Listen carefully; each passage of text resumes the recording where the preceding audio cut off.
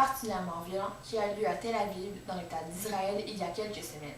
Ce serait dans un restaurant qu'une femme kamikaze se serait fait exploser, ce qui aurait causé une quarantaine de blessés et 19 décès, dont une dizaine d'écoliers. Rappelons-nous que de nombreux groupements terroristes s'attaquent fréquemment à Israël depuis le début de ce conflit israélo-palestinien. Les enquêteurs se sont intéressés à cette kamikaze afin de comprendre l'origine de ces actes criminels. Michel Lamarche est avec nous pour nous faire part des plus amples détails. Merci Simone. Les enquêtes ont en partie eu lieu auprès du docteur Amin Jafari, époux de la kamikaze Siem Jafari. Ensemble depuis plusieurs années, leur entourage est décrit comme un couple stable, moderne, heureux et sain d'esprit.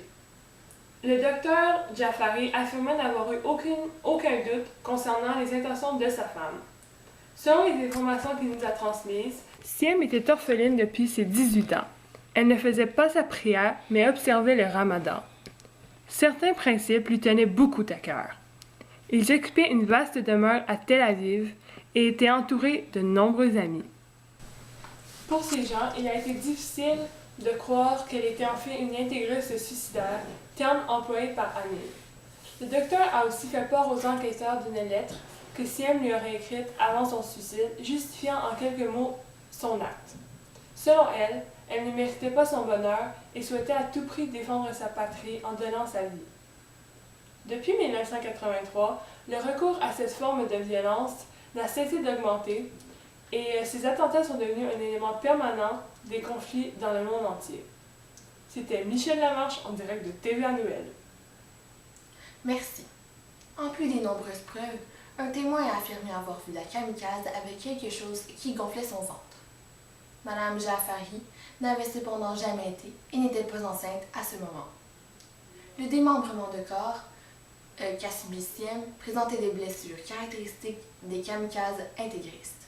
Voyons des photos de l'attentat de Tel Aviv pendant que nous rejoignons le chef de police qui a enquêté sur l'attentat.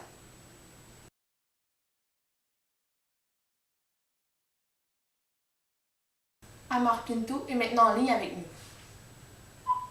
Bonjour. Bonjour. Parlez-nous du dénouement de votre enquête. Bien sûr. Nos conclusions ont été que Siem était un être ordinaire et sain d'esprit qui ignorait ce qui lui arrivait. Comme tous les kamikazes, c'est un motif qui lui a fait changer sa vision du monde et qui lui a fait renoncer à ses rêves et ses ambitions. Son subconscient l'a poussé à mettre fin à sa vie pour sauver celle des siens. Il s'agit d'une guerre et Siem a décidé de prendre les armes. Elle ne comprenait pas les raisons qui laisseraient les autres faire ce qu'elle devait faire, puisqu'elle se disait palestinienne à part entière. Nous étions à l'origine persuadés que son mari aurait pu la dissuader. Cependant, Siem n'avait rien dit à Amin. Elle n'en avait pas le droit, mais ne voulait surtout pas qu'il essaie de se mettre sur son chemin. Siem était beaucoup plus proche de son peuple qu'elle ne le laissait paraître, comme le sont tous les kamikazes. Merci beaucoup. Au revoir. L'attentat suicide qu'a subi l'État d'Israël a causé de nombreux ravages sur la population et sur la famille de la kamikaze. Un seul chiffre en dit parfois beaucoup plus long qu'un discours. 8881, le nombre de gens tués en 2 décennies de conflits israélo-palestiniens. C'était Simone Saint-Onge du réseau TVA Nouvelle. De retour après la pause.